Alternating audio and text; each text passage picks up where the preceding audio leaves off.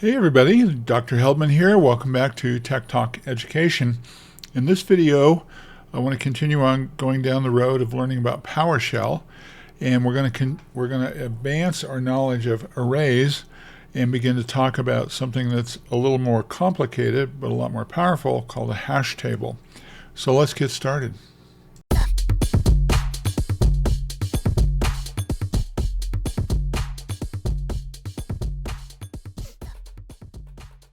So here we are. I'm in PowerShell, and I'm going to begin working on a hash table. Now, the way the hash tables work, they're very similar to declaring like an array or another type of variable. You start out with a $sign and then the name of your hash table. So in this case, I'm going to do authors because I like reading, and I like reading a lot of different kinds of books. And then I say it's going to be equal to, and we put in an @ sign, left and right curly braces. Now this means, this is clever. So let's undo this syntax here. $sign authors, this is the name of my hash table. There's an equal sign. It might be difficult for you to see on the screen here. This @ sign is standing for array. I think that's kind of cute. It's not in any other languages, but it's saying that I'm creating an array, left and right curlies, and then inside these curlies here is where I begin putting in the data. Now when we're dealing with hash tables, we are dealing with what is called a key value pair. This is very, very similar to what is in Python what they call a dictionary. And so the idea is that, let's say you go to the library and you're going to go into the fiction section and you want to get a book by Stephen King. So you look for Stephen King, that's the key, and then the name of the book is the value. So when we're dealing with hash tables, we're dealing with key value pairs. Let's take a look at what that looks like. So here we're going to say that we've got L. Tolstoy, and he wrote a book called Anna Karenina, semicolon. Now a semicolon is required when you're working with hash tables inside PowerShell. In Python, you're going to put a comma in the place of the semicolon. So it'll look the same, but it will be L. Tolstoy equals Anna Karenina, comma. Let's do another one. So we're going to put in Fyodor Dostoevsky, and I put in a tick anyway, didn't I? And then we're going to say that that's going to be equal to, and he wrote a book called Crime and Punishment, semicolon. And then let's do Stephen King, just because we mentioned him. S. King is going to be equal to The Green Mile. It's really interesting because Stephen King is an interesting character. When he wrote The Green Mile, originally it came out in the stores in the form of a 6-volume novella. So there were little tiny books, and I don't think they released all at once. I think you had to wait to go get them. And I happen to have that set. I've got the complete set. And then it came out in the big novel, and then of course the movie was stellar with Tom Hanks and others in the movie. But I imagine the Green Mile novella will be a collector series at some point, I hope. Anyway, so take a look at what you've done. You've created a variable. This is a hash table called authors. @ sign is denoting an array. L. Tolstoy, that's the key value, semicolon, key value, semicolon, key value. I hit enter. Okay, now all I have to do is type in authors, and it will show me the table. One thing I do want to warn you about, what it's doing is it's being very friendly here, and so it's showing you the name. It should say keys, because to be absolutely accurate, these are keys. But in this case, it's fine. It's just trying to be helpful. It's saying that this is the name of your key. This is the value of your key. Now you might ask yourself, well, gosh, this doesn't look like this is in any kind of an order, does it? So here's Stephen King. He was last in the list. Tolstoy was first. Then Dostoevsky was in the middle. And you're like, well, this isn't showing up in alpha order at all.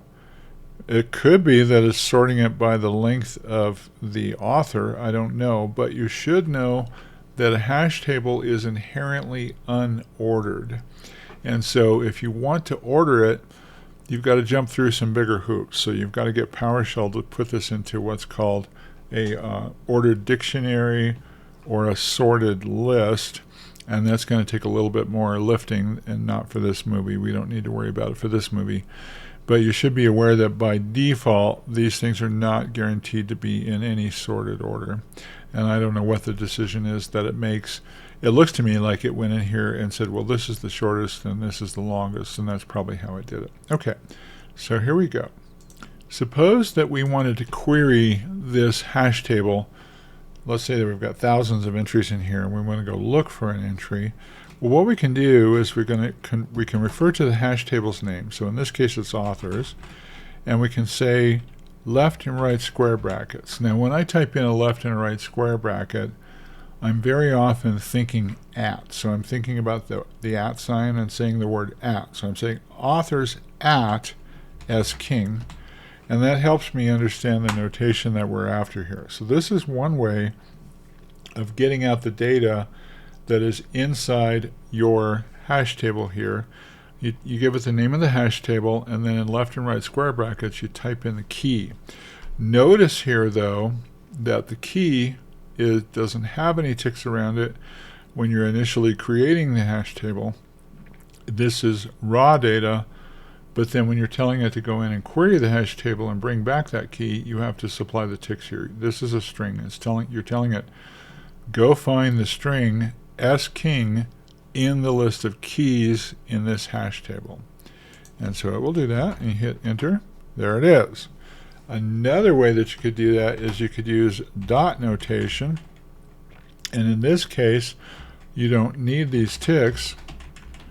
You just put a dot in here instead, and what you're saying is go fetch the key S. King, and it will do it just fine.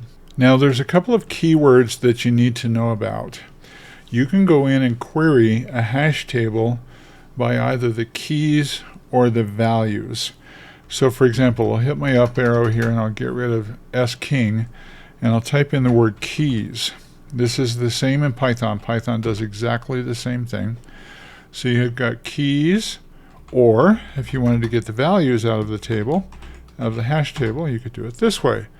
Either way works, keys or values.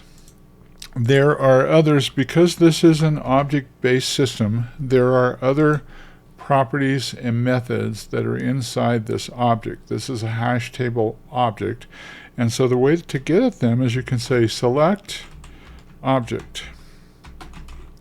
Now this is the old PowerShell verb noun operation. So the verb is we're going to select something. We're going to select an object, and then you need to tell it that you have a TAC input object right here like that. You need to tell it what object you want to use. In this case I want to use authors. And then you're looking for certain properties. You want to know the properties that are associated with this particular object.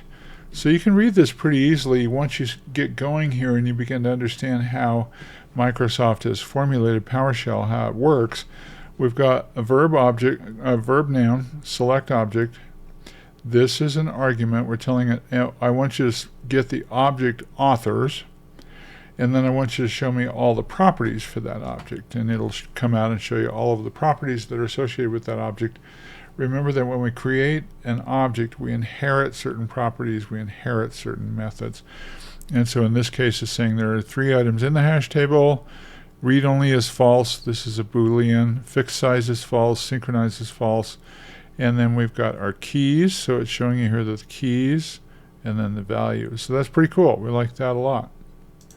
Now what if I wanted to add an item to the hash table? Well, that's pretty easy. I can say authors, and I'm going to put dot add. This is one way to do it. There's another way to do it, so I'm going to show both of them to you.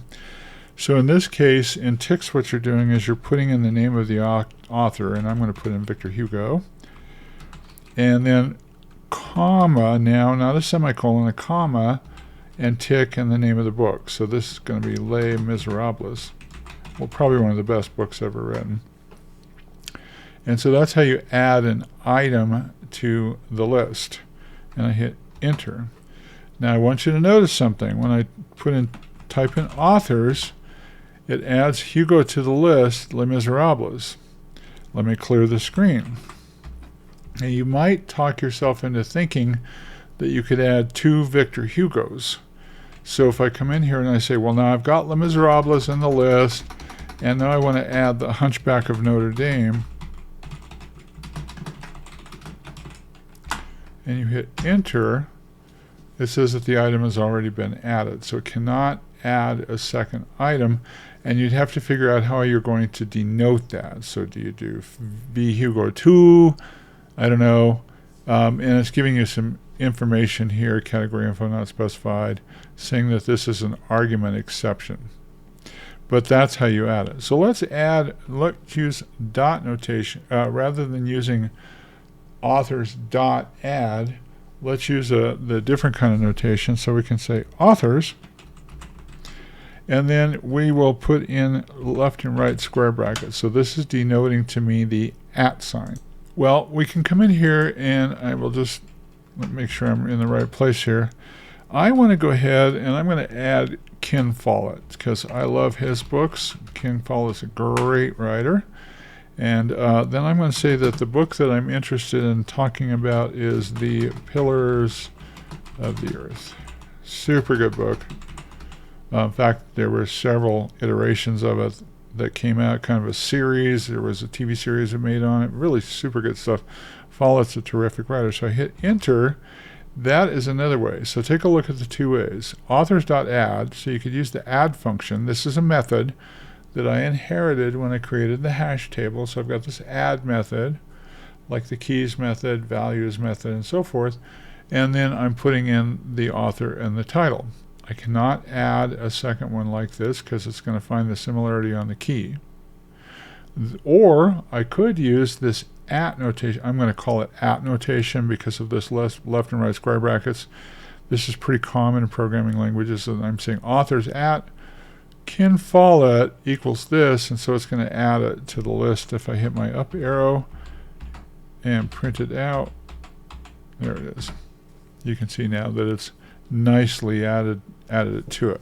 Now we have to be concerned about the data that's going to go into this. So let me show you what I'm talking about here. So if I said, I'm just going to hit my up arrow to get back one of these. I'm going to come in here and put it in a different author here. So I'm going to put in Alan Sham. And I'm going to say Napoleon. The book is called Napoleon. It's a biography of Napoleon. All right. It's going to go ahead and add it just fine. And this is a big problem because if I display the list now, you're looking at the data. Here I've got all lowercase, lowercase, lowercase, lowercase, proper case, lowercase. This is bad juju. This is something that it might be fine in the case of just a little one-off script that you're writing. But if you were developing a system, what we know is that users have different ways of putting in data into a data string. So if we said, oh, I want to know the name of the author, they might type in first name, last name. That would be bad if we didn't want that. If we wanted just first initial, last name, for example, that would be one control that we might put in place, and that's a different method of controlling the data. Or if we said, well, all users understand it's got to be first initial, last name, some users are going to put in all caps. That's called shouting. So it'll be, all capital letters. Others are going to put in proper case like this because they think in proper case like I do. A lot of people use the E.E. Cummings method, and they do everything lowercase. E.E. Cummings wrote an entire book consisting of nothing but lowercase letters. So the long and short, and then there's the troublemaker who would go, every other letter would be caps. Cap K, lowercase f, cap O, and so forth. They think that's pretty funny and comical. So you've got this data control problem. I only point this out to realize that there are ways that you have to control the input of the data as well as the output of the data. And if this was going to be on a system, like I'm writing a script where I'm going to get information keyed into the system by somebody else, I would probably have to figure out a way to control that. Typically, and this is probably why Python is lowercase typically, is you want to drive everything to lowercase because it makes it much, much easier to query this data. So this is not good. So I showed you all that to show you this. We're going to go ahead and remove this A-sham because it shouldn't have been put in here like that. So what if we wanted to get rid of this A-sham entry, for example? Now there's a couple of ways we can do this. So the main way, there's a remove method is what there is. So we can say authors.remove, and we can come in here and say, let's remove tick A-sham. But I want to show this to you because what I can come in and do is say, rather than being all proper case, I'll just do all lowercase, and let's see if it will take that A-sham entry out of the list. So I hit enter, and I don't get any errors back, which means that it probably did do that. And sure enough, it did. And the moral of this story is that for the longest time, and whether it's the command shell or PowerShell, Microsoft has been, or the Windows Explorer, Microsoft isn't concerned about case. Microsoft is not case sensitive. Linux is case sensitive, so it's something you're going to have to be aware of. That's all I wanted to show you regarding PowerShell hash tables. I wanted to thank you so much for listening to my videos, watching them, commenting on them, subscribing to them, sharing them with your friends. Love the comments I get. You guys have been really good about dropping off comments to me. I appreciate that. And you know what? Happy Thanksgiving, and I will talk to you in the next movie. Take care.